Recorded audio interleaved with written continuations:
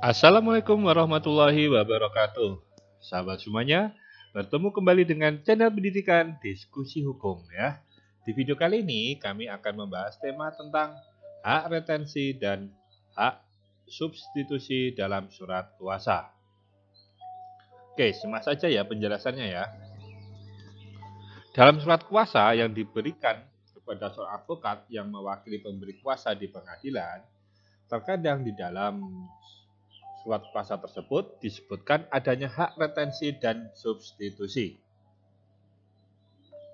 Pemberi kuasa terkadang langsung saja menandatangani surat kuasa tersebut, padahal tanpa mengetahui apa maksud dan istilah dari hak retensi dan hak substitusi. Oleh karena itu, biar tidak salah pengertian, coba ikuti aja ya penjelasannya di video ini ya. Kita awali dari hak retensi. Ini diatur dalam pasal 1792 sampai dengan 1819 KUH Perdata. Dalam pasal 1812 KUH Perdata disebutkan bahwa penerima kuasa berhak untuk menahan kepunyaan pemberi kuasa yang berada di tangannya sehingga kepadanya dibayar lunas segala sesuatu yang dapat dituntut akibat pemberian kuasa. Jadi penerima kuasa atau advokat ini bisa menahan ya kepunyaan hak milik atau sesuatu dari pemberi kuasa ya yang ada di tangannya sampai dibayar lunas segala akibat pemberian kuasa tersebut ya, akibat kontrak kuasa tersebut. Nah, akhirnya kita berikan suatu definisi dari hak retensi, yaitu hak retensi adalah hak untuk menahan suatu benda sampai suatu piutang yang bertalian dengan benda itu dilunasi. Jadi karena ada kaitannya benda itu ditahan sampai dengan hal yang berkaitan atau kewajiban atau piutang tadi sampai itu dilunasi atau dilaksanakan.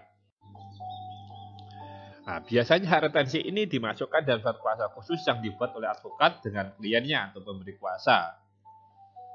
Nah, maksudnya yaitu untuk menahan seluruh dokumen yang diberikan klien atau pemberi kuasa kepada penerima kuasa atau advokat terkait tentang pengurusan kasus sebagai akibat belum atau tidak dipenuhinya pembayaran jasa advokat yang telah diperjanjikan ya.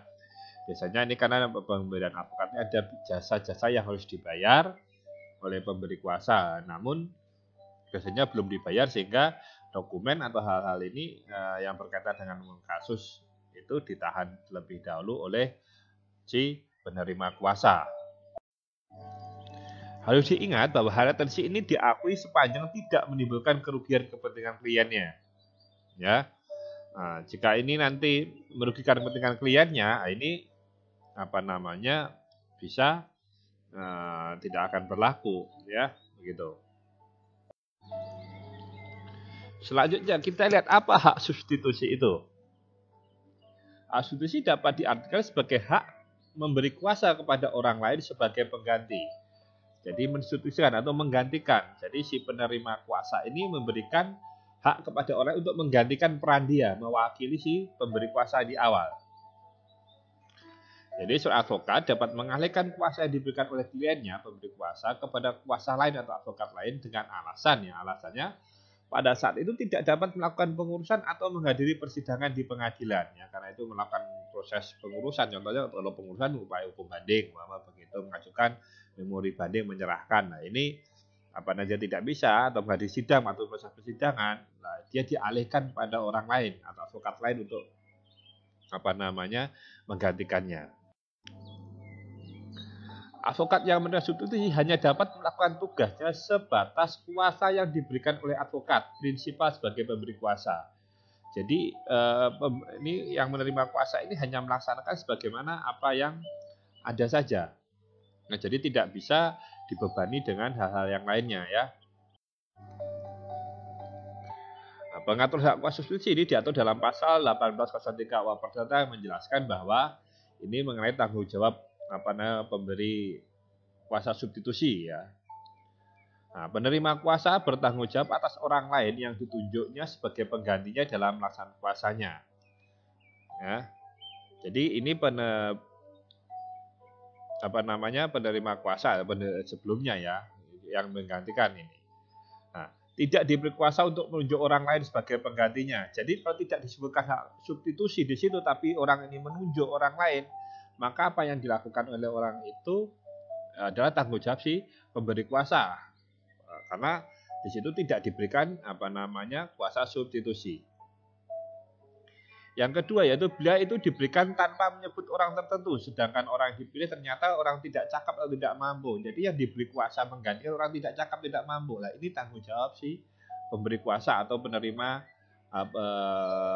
pemberi kuasa substitusi atau penerima kuasa sebelumnya, ya. Jadi ketika itu ternyata orang yang diberi kuasa tidak mampu, dia bertanggung jawab. Nah, pemberi kuasa bertanggung jawab atas tindakan penerima kuasa substitusi sepanjang tindakan ada hak substitusi dan perbuatannya sebagian apa yang dituangkan dalam surat kuasa dan kepentingan yang dikuasakan. Ya di sini. Jadi pemberi kuasa tadi awal ya tindakan penerima substitusi sepanjang tidak ada tindakan ada hak substitusi. Jadi harus ada hak substitusi dan perbuatannya juga ada dalam surat kuasa. Oke, begitu, terima kasih sudah menonton video ini.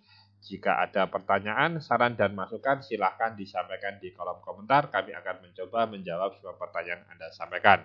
Sampai bertemu kembali di video kami yang akan datang.